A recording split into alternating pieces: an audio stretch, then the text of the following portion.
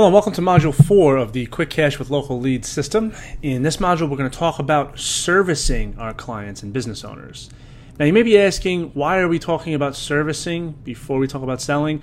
Well, it's important you understand the process of delivering leads and collecting payment before we can get into how to actually sell a business. So stick with me. This is really important to know before we talk about actually getting businesses to pay us.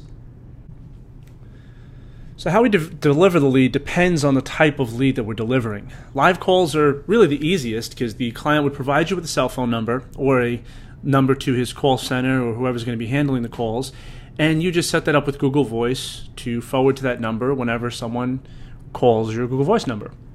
You want to make sure that if they don't have any sales experience, to give them a script to follow, a simple sales script to help them close the deal.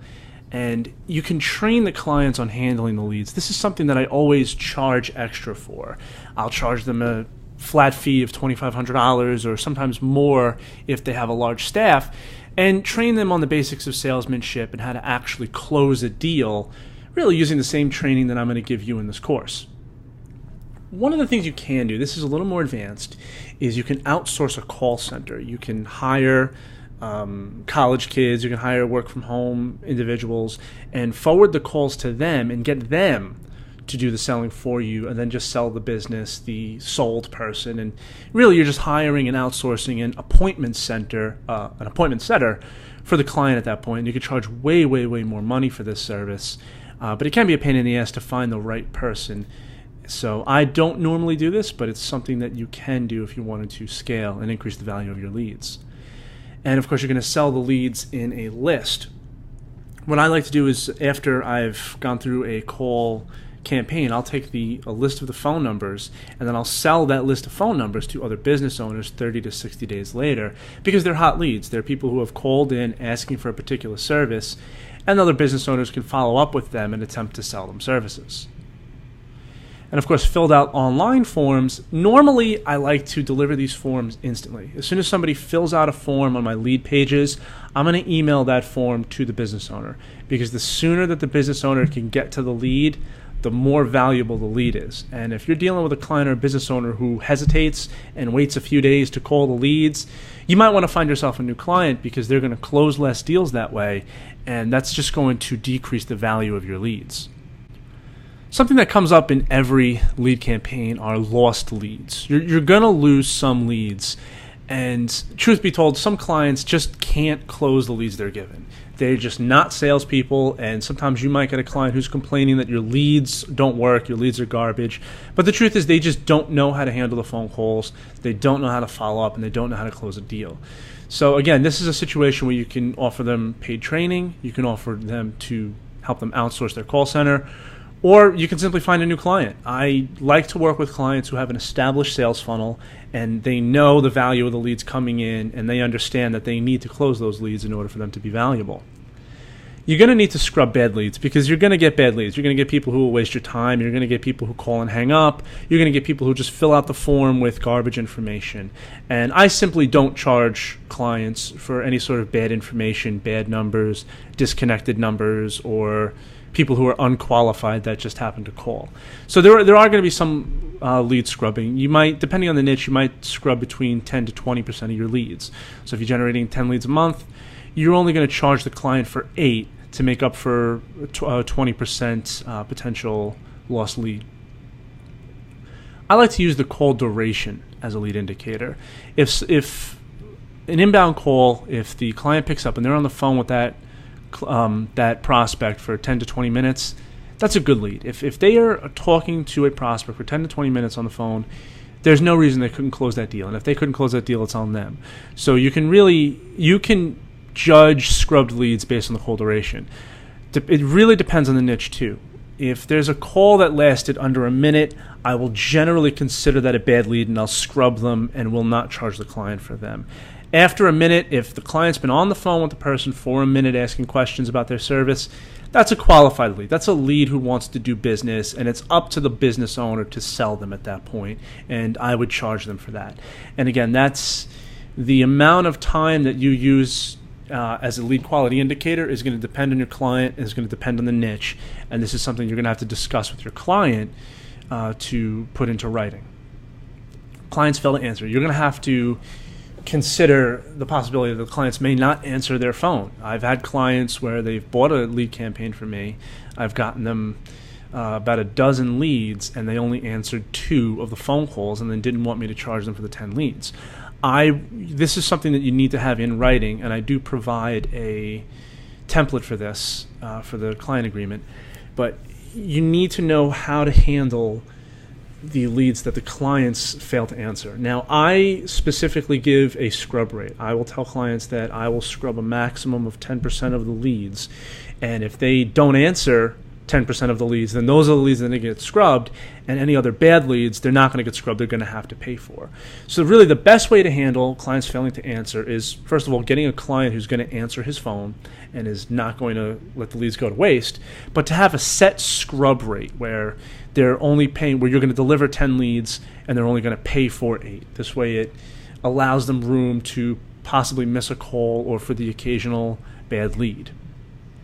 And you need to also understand how to handle after-hour calls.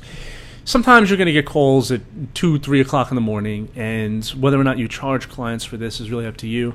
One of the things that I'll do is I'll actually switch it. The clients will specify a time when they want to receive the calls. Say, for example, 9 to 5 is when they're willing to accept phone calls. And what I'll do is I'll find other clients and offer them discount rates for after-hour calls. And what I'll do is after 5 o'clock, I'll switch my forwarding number to the other client, who will then pay me a discounted rate for the calls that happen between the hours of 5 and midnight. And then I'll have some overnight clients that pay an even more discounted rate for any calls that come in from midnight till 6 or 7 in the morning. And this is something you want to keep in mind, and it's a great way to further monetize your ads, because some people just decide to browse Craigslist and classified ads and call in the middle of the night, or sometimes if you're dealing with like emergency plumbing or service that you might actually you're going to want to handle after-hour calls. So find clients, know the time frames that they want to accept the incoming calls, and cater to them by switching your transfer number. Okay, so you're delivering the leads. We have to talk about how to actually get paid from these clients. And really there's 2 ways to get paid. First way is prepay. This is the way you want to go. This is the easiest way to handle it. You get your money up front, and you can spend that money on delivering the leads. What I like to do is I like to prearrange a balance that depletes. So I would have, say, a client deposit $500 with me, and then I would continue to deliver leads for them. And once their balance depletes, they'd have to prepay again in order to continue receiving leads. And that would depend on your cost per lead and your scrub rate. This particular method works great with the sales method that I use to get clients to sign up for this service. And the next module is going to talk about this, and you're going to see exactly what I mean by that. The other way to get paid, and a lot of times this is easier to sell, clients usually prefer this method, is postpaid. And postpaid means they pay net 30 after the leads are delivered. And this is kind of the industry standard. You deliver the leads, the client is going to pay for the leads 30 days after delivery. And this, like I said, this is the standard in the industry. Clients like to receive their leads, sell the leads, make money, and then use that money to pay for the leads. And this is like I said, this is the standard. And I have never had a problem with a company that didn't pay. I've never had a client get the leads delivered and then try and bounce on paying for them. The only problems I've ever had were questions on the lead quality. And as long as you have a good scrub rate and you agree ahead of time what constitutes a good lead, you shouldn't have any problems with companies that'll pay you on net 30. And one of the things I do like to offer is a discount. You can do 2. I've done as much as a 10% discount if they pay the invoices within 10 days as opposed to 30 days. There's a couple other things that we could talk about when it comes to getting checks. For starters, businesses want an invoice. They want to see something in writing, the number of leads they have delivered, what the cost per lead is, and how much their total is. They want this for their accounting purposes and just to keep a record. So after you've delivered the leads, you're going to want to present them an invoice, and then they would have 30 days to pay that invoice. And like I said, you can offer a discount for early payments. You can also offer discounts for bulk orders. If they buy 10 leads versus 50 leads versus 100 leads, the greater the volume of leads they purchase, the greater the discount for bulk orders. Make the checks payable to a business or DBA.